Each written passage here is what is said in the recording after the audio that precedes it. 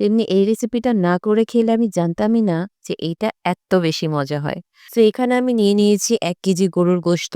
তো এখানে আমি নিয়েছি দারচিনি, ৪ টা লং, ৪ টা এলাচি আর হচ্ছে সাদা গোলমরিচ। এখন আমি এগুলো একটু পিষে নিয়েছি, দেখতেই পাচ্ছেন। এটা এখন আমি মাংসে দিয়ে দিচ্ছি এবং দারচিনির টুকরাটা দিয়ে দিচ্ছি। তো দারচিনিটা দিয়ে দিলাম ৩ টুকরা এবং সাথে হচ্ছে আমি এই আমার গুঁড়ো করে নেওয়া মসলাটা দিয়ে দিলাম। পেঁয়াজ এবং কাঁচামরিচ। কাঁচামরিচ নিয়েছি আমি এখানে ১০ থেকে ১৫ টার মতো। সাথে হচ্ছে এখানে পেঁয়াজ নিয়েছি আর জিরা। এগুলো সব আমি আধা বাটা করে দিয়ে দিচ্ছি। তো এইটা দিয়ে এরপরে হচ্ছে এতে দিয়ে দিব আমি আদা রসুন বাটা অবশ্যই। আদা রসুন বাটা দিয়ে দিয়েছি ২ টেবিল চামচের মতো। আর হচ্ছে এর সাথে আমি দিচ্ছি স্পেশাল গরম মসলার গুঁড়া।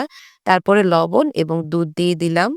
এখানে আমি প্রায় ০.৫ লিটার দুধ দিয়েছি। তো এটা হচ্ছে ভালোভাবে মাখিয়ে তারপরে আমি এতে দিয়ে দিব তেল। তেলটা দিয়ে আমরা এটা বসিয়ে দেব। তো চুলায় বসানোর পরে এটা হচ্ছে ১ম এ একটু হাই হিটে অবশ্যই রান্না করতে হবে। তো এখানে মাংস থেকে বেশ পানি বের হয়েছে এবং দুধও আছে। তো এইটা মিলিয়ে রান্না হবে। এখন আমি একদম চুলাটা মিডিয়াম আঁচে এটা ঢেকে দেব। ২ ঘন্টা সময় নিয়ে রান্না করার কারণে মাংসের সফটনেসটা অনেক ভালো হয়েছিল এবং হাড়গুলো খুব ভালোভাবে সিদ্ধ হয়েছিল।